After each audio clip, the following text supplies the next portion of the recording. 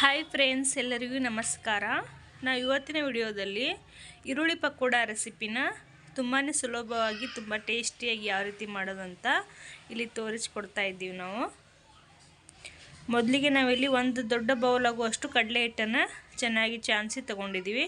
Next ಇಲ್ಲಿ 4 ಈರುಳ್ಳಿನ ತೊಗೊಂಡಿದ್ದೀವಿ ಉದ್ದಕ್ಕೆ ಕಟ್ ಮಾಡಿ. ಸ್ವಲ್ಪ ಜೀರಿಗೆ, ಒಂದು 1/4 ಚಮಚದಷ್ಟು ಅರಿಶಿನ ಪುಡಿ, ಅಜ್ವಾನ, ಅಡುಗೆ ಸೋಡಾ, ಅಚ್ಚ ಖಾರದ ಪುಡಿ, ಸ್ವಲ್ಪ ರುಚಿಗೆ ತಕ್ಕಷ್ಟು ಉಪ್ಪು, ಜಜ್ಜಿಟ್ರು ಅಂತ 1-2 ಹಸಿಮೆಣಸು. ಸೊ ಇಷ್ಟೇ ಸಾಮಗ್ರಿ ಆದರೆ ಸಾಕು. ಇವಾಗ ಹಿಟ್ಟನ್ನು ಯಾವ ರೀತಿ ಕಲಿಸ್ಕೋದಂತ ಒಮ್ಮೆಲೆ ನೋಡ್ಕೊಳ್ಳಿ. ಮೇನ್ ಈ ಬಜ್ಜಿ ಮಾಡಲಿಕ್ಕೆ ಹಿಟ್ಟು ಯಾವ ರೀತಿ ಕಲಿಸ್ಬೇಕಾಗತ್ತಂತ ಇಂಪಾರ್ಟೆಂಟ್ ಆಗುತ್ತೆ. ಈರುಳ್ಳಿನ ಹಾಕ್ತಾಯಿದ್ದೀವಿ ನೋಡಿ. ಸ್ವಲ್ಪ ಅಡುಗೆ ಸೋಡಾ ಮತ್ತು ಅರಿಶಿನ ಪುಡಿ, ಜೀರಿಗೆ,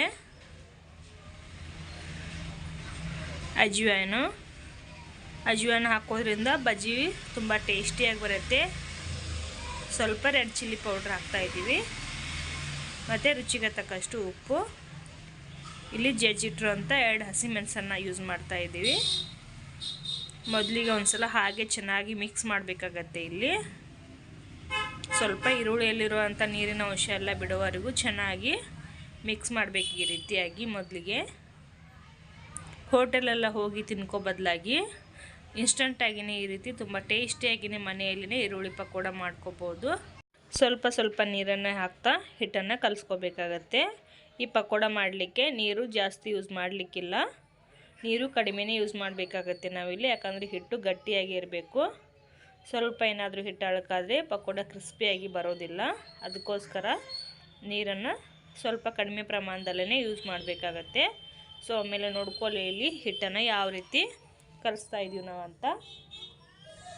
ಟೋಟಲಾಗಿ ಸಣ್ಣ ಬೌಲಲ್ಲಿ 1 ಬೌಲ್ ಆಗುವಷ್ಟು ನೀರನ್ನು ಯೂಸ್ ಮಾಡಿದ್ದೀವಿ.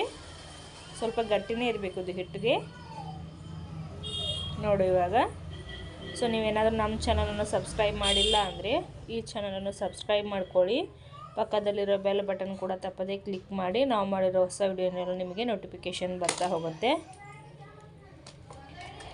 ನೋಡಿ. ಇವಾಗ ಹಿಟ್ಟು ಆ ಹದದಲ್ಲೇ ಇರಬೇಕು ನೋಡಿ, ತೋರಿಸ್ತಾ ಇದ್ದೀವಿ. ಅಷ್ಟೇ ಗಟ್ಟಿ ಪ್ರಮಾಣದಲ್ಲೇ ಇರಬೇಕು, ಅಂದರೆ ಪಕೋಡ ಕ್ರಿಸ್ಪಿಯಾಗಿ ಬರುತ್ತೆ. ಮತ್ತು ಅದಕ್ಕೆ ಕೊತ್ತಂಬರಿ ಸೊಪ್ಪನ್ನು ಹಾಕ್ತಾಯಿದ್ದೀವಿ. ಕೊತ್ತಂಬರಿ ಸೊಪ್ಪನ್ನು ಹಾಕಿಬಿಟ್ಟು ಒಂದು ಸಲ ಚೆನ್ನಾಗಿ ಮಿಕ್ಸ್ ಮಾಡ್ಕೋಬೇಕಾಗತ್ತೆ. ಈ ಕಡೆಗೆ ಎಣ್ಣೆ ಬಿಸಿ ಮಾಡಲಿಕ್ಕೆ ಇಡ್ತಾಯಿದ್ದೀವಿ ನೋಡಿ.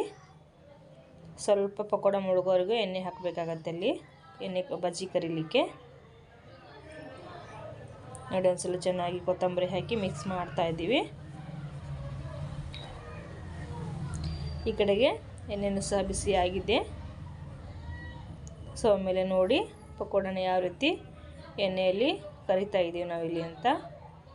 2 ಸೈಡು ಚೆನ್ನಾಗಿ ಕಲರ್ ಚೇಂಜ್ ಆಗೋವರೆಗೂ, ಸ್ವಲ್ಪ ಕೆಂಪು ಕಲರ್ ಬರೋವರೆಗೂ ನಾವು ಚೆನ್ನಾಗಿ ಫ್ರೈ ಮಾಡ್ಕೋಬೇಕಾಗತ್ತೆ ಎಣ್ಣೆಯಲ್ಲಿ. ಮೊದಲಿಗೆ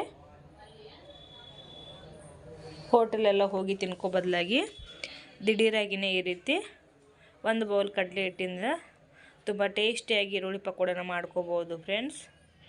ನೋಡಿ ಕಲರ್ ಚೇಂಜ್ ಆಗ್ತಾ ಇದ್ದಂಗೆ ಸ್ವಲ್ಪ ತಿರ್ಸಿ ಹಾಕೊಂಡ್ಬಿಟ್ಟು 2 ಸೈಡನ್ನು ಚೆನ್ನಾಗಿ ಬೇಯಿಸ್ಕೋಬೇಕಾಗತ್ತೆ ಎಣ್ಣೆಯಲ್ಲಿ. ಸೊ ಇವಾಗೆಲ್ಲ ಆಲ್ಮೋಸ್ಟ್ ಚಳಿಗಾಲ ಟೈಮ್ ಸ್ಟಾರ್ಟ್ ಇದೆ. ಚಳಿಗಾಲದಲ್ಲೆಲ್ಲ ಬಿಸಿ ಬಿಸಿಯಾಗಿಯೇ ದಿಢೀರಾಗಿಯೇ ಈ ರೀತಿ ಈರುಳ್ಳಿ ಪಕೋಡನ ಮಾಡ್ಕೋಬೋದು ಸುಲಭವಾಗಿ, ತುಂಬ ಟೇಸ್ಟಿಯಾಗಿ. ನೋಡಿ ಎಷ್ಟು ಚೆನ್ನಾಗಿ ಬರ್ತಾಯಿದೆ ಬಜ್ಜಿ ಅಂತ.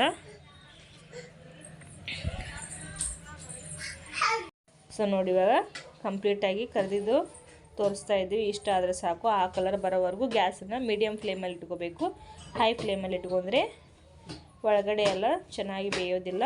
ಸೊ ನೋಡಿದ್ರಲ್ಲ ಫ್ರೆಂಡ್ಸ್, ಇವಾಗ ಕಂಪ್ಲೀಟಾಗಿ ಈರುಳ್ಳಿ ಪಕೋಡ ದಿಢೀರಾಗಿ ರೆಡಿಯಾಗಿದೆ ನೋಡಿ.